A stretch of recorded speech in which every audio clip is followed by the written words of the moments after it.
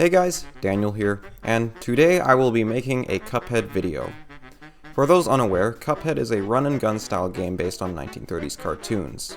The game is mostly comprised of boss fights, with your performance being determined by a ranking system. The highest rank that you can get is an S rank, which requires you to beat the fight in under 2 minutes and 10 seconds, unless it's King Dice or Chef Saltbaker, have 3 HP by the end of the fight, get 3 parries, and use 6 super meter cards. There were definitely some bosses that I struggled with when attempting to S rank.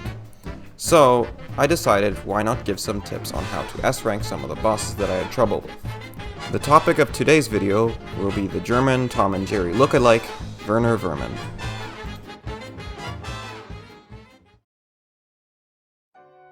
Werner Werman isn't the hardest boss, but he can be challenging if you don't know the right strategy. The hardest part about S-ranking this boss for me was the health requirement, so that is why for this fight I suggest you use Heart Ring Charm. The Heart Ring is generally a really good charm for S-ranking bosses due to the extra health you gain from parries, which is already something you need to go for. But honestly, any charm can really work for this fight. It's just up to you on what charm you want to use. For shots, I recommend using Roundabout and Twist Up, or Spread if you don't have the DLC. Roundabout is an all-around great shot due to the damage and range, and Spread and Twist Up are useful for the second and third phases. Crack Shot is also a really good choice since it doubles as a good damage dealer and a homing weapon. The parryable EX also counts towards your Heart Ring health. Finally, for your super, just use whatever super you want, it really does not matter for this fight, but the one I recommend the most is Super Art 1 due to its range and damage. But once again, it's up to personal preference for this. The first phase of this fight is fairly simple to get through. For the first phase of Werner Werman, you have 3 attacks to avoid: the catapult, the cannon, and the charge. Let's go through each of these attacks one by one. The first is the cannon attack, where Werner will shoot several bombs that will explode and fire a couple projectiles along the floor. When the bomb hits the ground, jump into the center of where the explosion was. That way, it's easy to avoid both of the projectiles. There isn't really much else to say about this attack, other than just use your dodging skills to get around everything. The second attack is the catapult, which is very important since it is where you're going to get most of your parries. Werner will load a catapult with a bunch of projectiles, 2 of which are parryable. For this attack, you want to get at least 2 of your parries from it. This is because the only other place you can get your parries from are the ghost rats in the last phase. Sometimes the catapult will shoot 2 parryable objects one on top of the other. If this happens, you can parry the lower one and immediately press the jump button again to parry the second. Once again, you need to parry at least 2 of these projectiles for your requirement. The third and final attack is his charge attack. This attack is as easy as parrying the mousetrap and dashing over Werner. There isn't really much else to the attack. If you properly avoid all these attacks, the first phase will be over in no time at all. The second phase can be quite tricky since it requires you to be very quick and precise with your movement. During this phase, Werner will move his tank up and down between the top and bottom halves of the level. Every so often he will shoot a flame that covers the entire halves of the screen.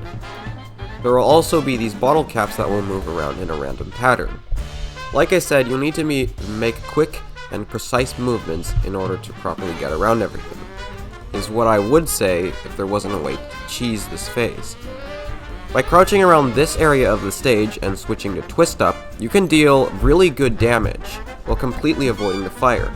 You will obviously need to move out of the way in order to avoid the bottom bottle cap. However, playing the game normally for a few seconds shouldn't be that big of an issue. One last thing to note is that sometimes all 6 of the bottle caps on one side of the screen will move at the same time. If this happens, just move to the other side of the screen.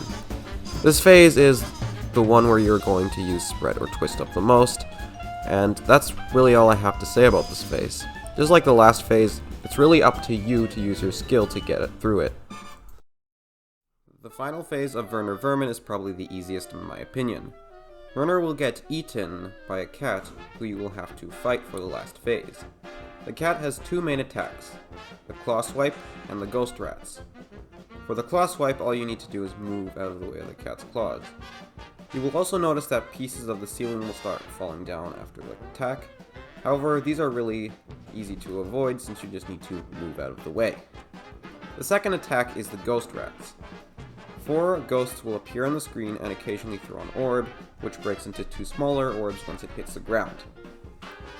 This is basically the cannon attack from the first phase, but much easier to avoid since only 1 orb is thrown at a time. The orb also has a chance to be parryable, which you can use as a last chance to get your parries if you didn't already get all 3 from the first phase. It is also in this phase that I recommend using your super, since it's able to take out all the ghosts at once. And that's why I'd argue that Super Art 1 is the most useful for this fight. And with that, the final phase is done, and you should have your S rank on Werner Werman. Thank you guys so much for watching my guide. If this helps, please like, comment, and subscribe if you want me to make more guides like this. And for now, this is Daniel, signing off.